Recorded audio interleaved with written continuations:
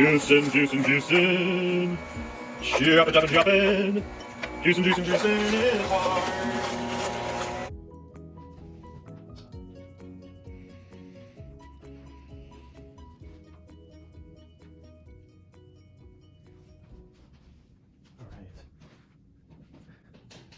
Hello. Hi. It's November 15th, 2019. My name is Chris Bauer and this is Ika. I should have said it the other way around. This is Ika and my name is Chris Bauer.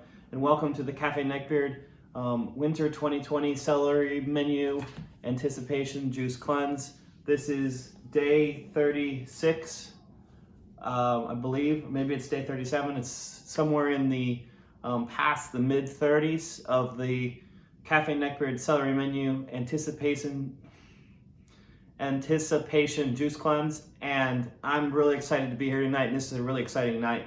I have a couple days in a row where I haven't been able to do my juicing in the morning, and unfortunately it's going to become a little bit of a nighttime activity over the next couple weeks. So I hope everybody likes the sort of mood changes and stuff, and I'm trying to really amp up the the visual beauty of this video series, and so I'm really trying to add new flourishes and touches, and I hope that you pay attention to some of the new little things that I do to try to entertain you when you're not looking at me. And I know that there's often things happening behind me and around me, and I'm just really appreciative that you notice that. And one of the great things about liking things and disliking things is that when you're given a lot, you can when you're given like a whole option, like it's rare that you like dislike everything at the same level. So there's always some options for everybody. And when you're watching a video series like this, you can be like,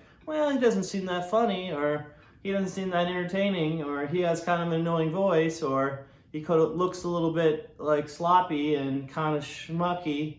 But there is some really cool celery sculptures behind, and there's like a pig up there, and that pig's pretty cool. And I heard that pig's reading chapter 1 of Moby Dick tonight, one of the most famous chapters in all of literature. And I've read that chapter, and I would really like to hear it being read by a pig. And just because I don't like that guy doesn't mean that I might not like adore this other part of the experience. Or I might be really interested in celery juicing. I might be really interested in like getting healthy and being aware. Or I might just be really interested in eventually hearing more about this menu. And this menu is super exciting. And I promised everybody that we were going to have a little bit of an announcement.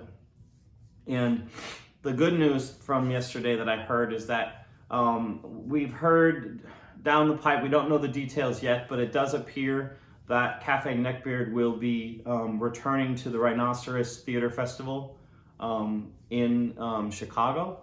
And I've been lucky enough to be able to theatrically advertise the restaurant at the longest running Fringe Theater, a world that I wasn't familiar. I'm not sure what that means. It's like the beautiful outer rim of a rug.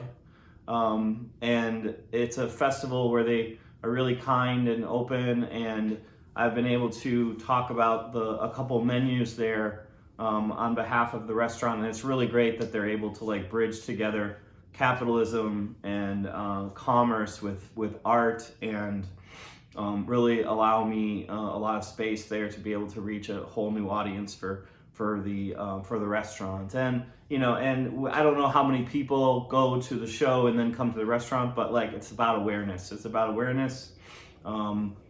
Chef Anton isn't second guessing my strategies.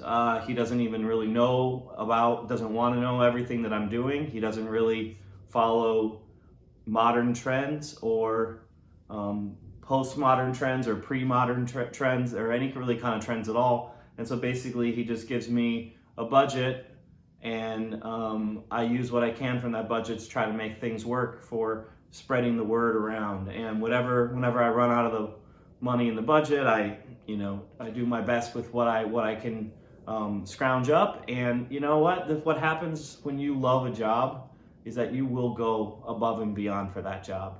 And I've gotten to learn so many things about theater. I had never heard of theater before, But when I was looking for new places to advertise, I had gone to a jazz club and I had started to do advertisements, readings, and people were like, man, you should put that on the stage and try to reach people that way. And so I did a couple years ago, and it was really great. And I talked about the uranium menu, and then last year I talked about the hamburgers menu. And so this year it appears that I'm going to be coming back and talking about Celery 2020. And so this is going to be really exciting for me. And this is going to lead up all to basically, I think that the Celery Pig should be about probably 3/4 of the way through Moby Dick by the time that we actually start doing the show. And so we're going to try to match up all these things, and we're going to be crossing streams like crazy. I'm really going with this sort of chaotic sort of marketing campaign right now, which is just kind of go hit everything everywhere and just trying to gather people that are interested, and I'm trying to put things everywhere, and I really hope that I'm not overdoing it. I'm just really trying to connect with people, and I'm like really excited that I get to meet all these new people, and I get all these nice comments, and I get some not so nice comments too, and it's just a really great experience across the board, and I'm just really happy to take part. The bad news that I have from yesterday that I didn't want to share, because sharing bad news and good news too late at night is bad luck, but I have some kind of insect infestation in my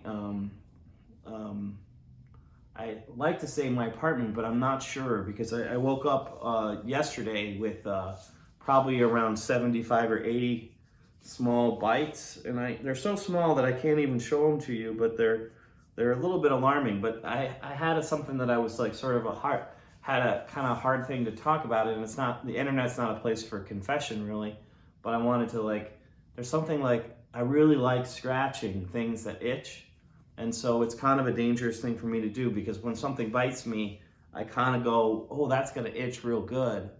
And then I look forward to itching it. But the problem is when you have like 75 or 80 things all over, it's, it's gonna be kind of problematic, because, I'm on the bus, I'm at work today, one of my jobs, and scratching, and people start thinking that maybe you have some other problems.